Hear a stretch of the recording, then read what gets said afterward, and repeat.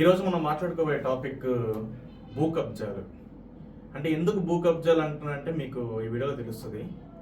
మనం పాత రోజుల్లో ఒక మాట బాగా వినుంటాం, దున్నేవాడిదే భూమి అనే మాట చాలాసార్లు మన చెవులో పడి ఉంటుంది.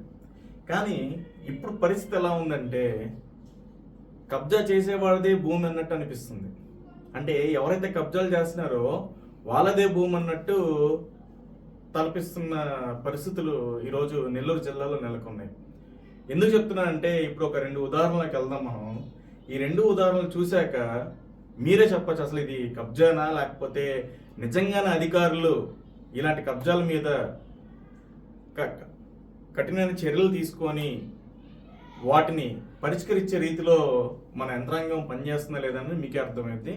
కమా ఒకసారి మన సర్వేపల్లి ఎమ్మెల్యే గారు సోమిరెడ్డి ఏం చెప్పారో ఒకసారి చూద్దాం. ఏలోనో చెరువు పోరంబోకులోనో అంటే ఎన్నో సంవత్సరాల నుంచి పట్టాకుని మార్చి పారేసేసారు. ఇప్పుడు ఆ ఫిర్యాదులు ఎక్కువ వచ్చినాయి. ఇప్పుడు కొంతమంది పెద్ద మనుషులు కోట్ల రూపాయలు చేసే విలువైన ఇరిగేషన్ కాలువ పోరంబోకులు ఆక్యుపై చేస్తున్నారు. ఈవెన్ వరిగొండలో ఎవడబ్బా సొత్తది. అసలు జిల్లాలో నేనేమంటానంటే కలెక్టర్ గా ఇక్కడ చూశారు కదా, అంటే సోమిరెడ్డి గారు ఎంత ధ్వజం ఎత్తుతున్నారో. అక్రమాలు జరిగిపోయి ఎవరొబ్బ సొత్తు, పెద్ద పెద్ద బడా నాయకులు, బడా ఇండస్ట్రీలు వీళ్ళు ఆక్రమిస్తున్నారని చెప్పి ఆయన నిన్న ఒక మీటింగ్లో చెప్పిన పరిస్థితి. కానీ అదే నియోజకవర్గంలో ఒక ఇండస్ట్రీ ఎలాంటి భూ కబ్జా చేసిందో ఇప్పుడు మనం ఉదాహరణ కింద చూద్దాము. ఉదాహరణకి వెళ్తే ఇక్కడ మీకు స్క్రీన్ మీద కనిపించే పీజీఆర్ఎస్ చూస్తే మనకి శ్రీ తెలిమినేటి చిన్న మహాలక్ష్మీపురం గ్రామం వాళ్ళు దాఖలు చేసిన పీజీఆర్ఎస్ ఇది. దేని మీద చేశారంటే వెంకనపాలెం దగ్గర మాస్ హ్యాచరీ వాళ్ళు ఇక్కడ చూస్తే ఇదంతా కూడా కబ్జా స్థలం. మొత్తం కట్టెలను కట్టేసి చూసారు మీరు, మొత్తం ఇదంతా కబ్జా స్థలం. మినిమం ఒక ఎకరా పైన ఆక్రమించి మాస్ హ్యాచరీ వాళ్ళు ఇక్కడ నిర్మాణాలు చేపట్టిన పరిస్థితి ఉంది. కానీ దీని మీద ఆల్రెడీ పీజీఆర్ఎస్ కంప్లైంట్ అక్కడున్న లోకల్ ఎవరైతే ప్రజలు ఉన్నారో వాళ్ళు పీజీఆర్ఎస్ కంప్లైంట్ ఇచ్చారు. అలాగే సిపిఎం పార్టీ వాళ్ళు కూడా ఒక పీజీఆర్ఎస్ కంప్లైంట్ అయితే ఇచ్చిన పరిస్థితి. ఇప్పుడు ఇందాక మాట్లాడిన సోమిరెడ్డి గారికి ఈ విషయం గురించి తెలియదు అనుకుంటున్నారా? తెలియదని అనుకోవాలి ప్రస్తుతానికి. ఎందుకంటే ఆయన పాపం తెలియకనే ఇందాక చాలా ఉక్రోషంతో అన్నారు, ఎవడబ్బ సొత్తు ఇది ఆక్రమించేదని. ఇదంతా ఎవడబ్బ సొత్తు, ఇది ఎంత గవర్నమెంట్ సొత్తు కాదా అని చెప్పి అక్కడున్న గ్రామస్తులైతే కానీ లేకపోతే అక్కడ బాధితులు ఎవరుతున్నారో వాళ్ళు కూడా ప్రశ్నించే పరిస్థితి. ఇలా మనం ఆక్రమించుకుంటూ పోతే రేపు రోజున ఏ గవర్నమెంట్ స్థలం కూడా ఎవరికి కనపడదు. ఎందుకంటే అందరూ ఆక్రమించేసి చేసుకుని పోతే ఇలాగా. ఇప్పుడు ఇంకో వీడియో కూడా వెళ్దాము. ఇంకో వీడియోలో మీకు ఇంకా క్లారిటీ ఉంటుంది. ఈ వీడియోలో చూస్తే మీ క్లారిటీ ఉంది చూడండి.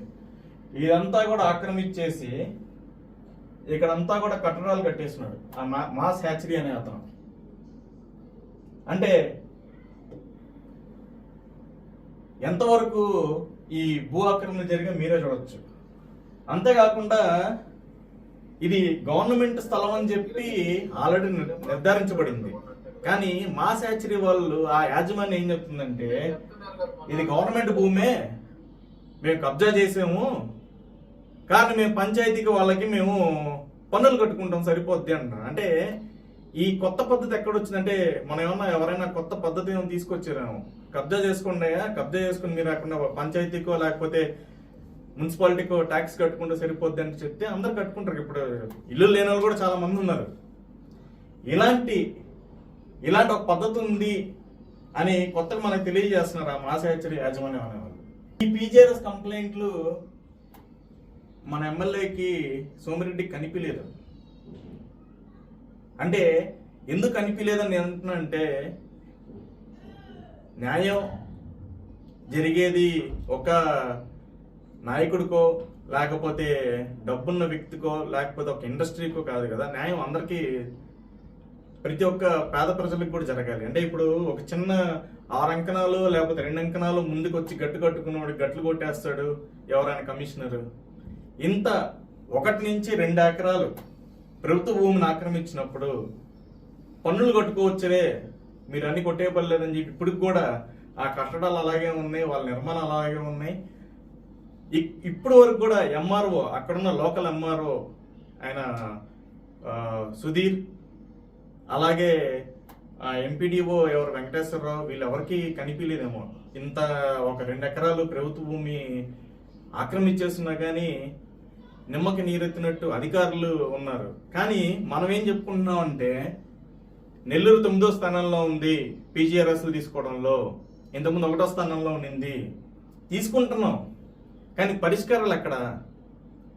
పరిష్కారాలు లేవు. పీజీఆర్ఎస్లో వస్తున్నాయి కంప్లైంట్లు. అంటే కంప్లైంట్లు వస్తున్నాయంటే కబ్జాదారులు ఎక్కువ అవుతున్నారు. కబ్జాదారులు ఎక్కువ అవుతున్నారు కానీ పరిష్కారాలు ఎక్కడున్నాయి? ఇదొక ఉదాహరణ. మనం ఇంకో ఉదాహరణలోకి వెళ్తే, ఇదొక పీజీఆర్ఎస్ కంప్లైంట్ ఇక్కడ రూరల్ పరిధిలో అల్లీపురం బిట్లో ఉన్న ఒక పీజీఆర్ఎస్ కంప్లైంట్. ఇది ఇంకొక తరహా కబ్జా అన్నమాట. అంటే లోకల్ నాయకులు అండదండలు, ఎవరైతే లోకల్ నాయకులు అండదండలు ఉండి వాళ్ళు సాక్షాత్తు గ్రామ సచివాలయం కాంపౌండ్ వాళ్ళకే ఇల్లు కట్టేసుకున్నారు మొత్తం. ఆ ఇల్లు కూడా మీకు చూపిస్తాను.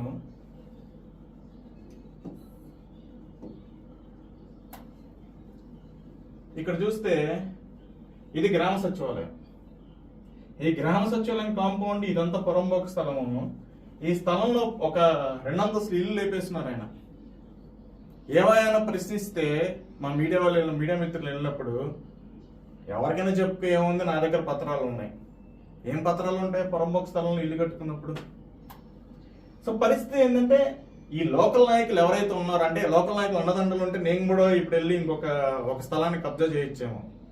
అలాగే నేను కూడా రేపు ఎవరైనా వస్తే అధికారులు వస్తే అయ్యా నేను కూడా పన్ను కట్టుకుంటాను, పన్ను కట్టుకుని నేను కూడా ఉంటానంటే ఇంక అందరు కూడా అలాగే చేస్తారు కదా. ఇక్కడ దొంగ సర్వే నెంబర్లు వేయించి కాగితాలు చేయించి ఆ రిజిస్టర్ చేయించుకున్నారు. ఇప్పుడు మీరు చూస్తే వాళ్ళు ఎలా మాట్లాడతారు చూడండి. ఇతను గవర్నమెంట్ అధికారిని కూడా బెదిరించే పరిస్థితి ఉంది అక్కడ.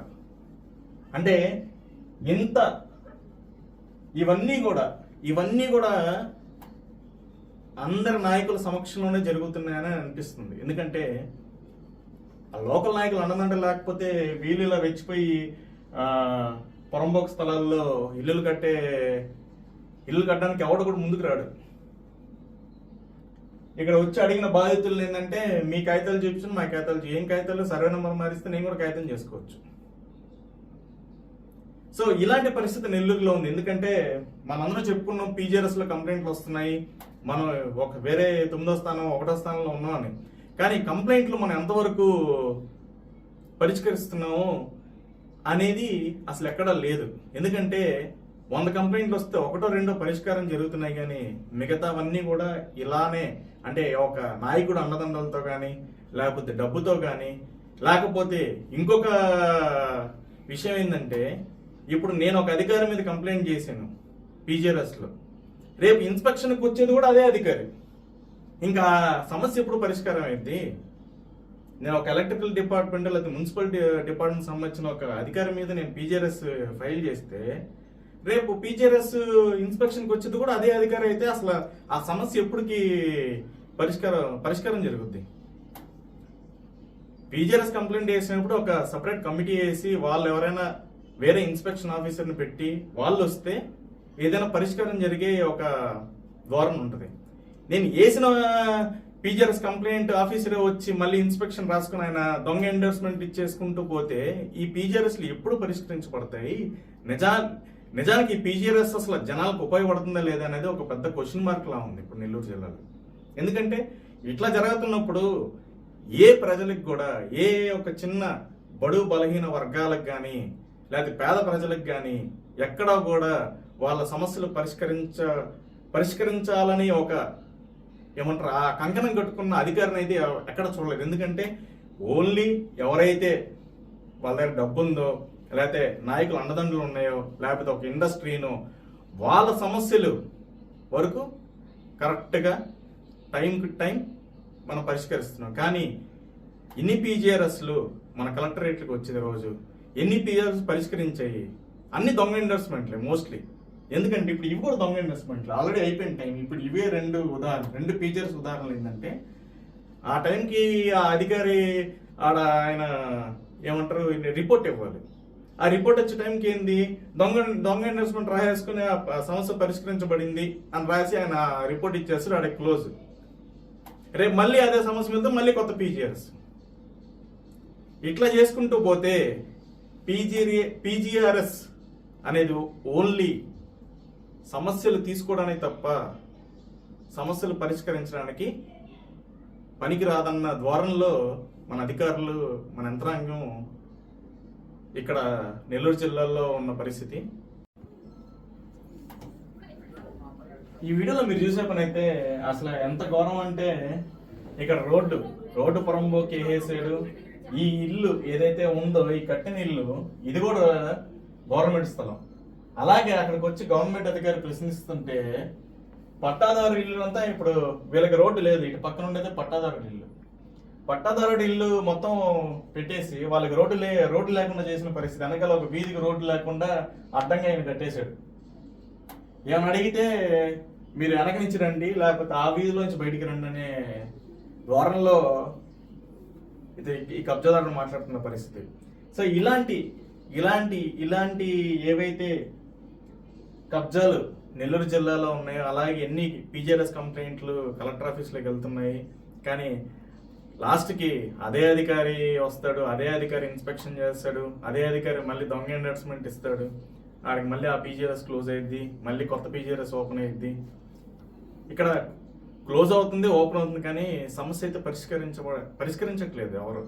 సో దీనికి కలెక్టర్ గారు హిమాంశు శుక్లా గారు కొంచెం అంటే దాని మీద బ్యాక్గ్రౌండ్ వర్క్ చేసి అసలు ఒక టీంని ఏర్పాటు చేసి నిజంగానే ఈ పీజీఆర్ఎస్ కంప్లైంట్లు కరెక్ట్గా క్లోజ్ అవుతున్నాయి అంటే రైట్ ఎండోర్స్మెంట్స్ ఇస్తున్నారు అధికారులు, నిజంగానే ఆ బాధితుడికి పరిష్కారం జరిగిందా లేదా అని ఒక చిన్న టీంని వేసుకొని చేస్తే నిజంగానే మనం ఈ పీజీఆర్ఎస్లని ఇంకా మెరుగైన పరిస్థితిలో మనం అన్ని క్లోజ్ చేసుకొని ప్రతి ఒక్కరికి న్యాయం జరిగేలా చేయొచ్చు.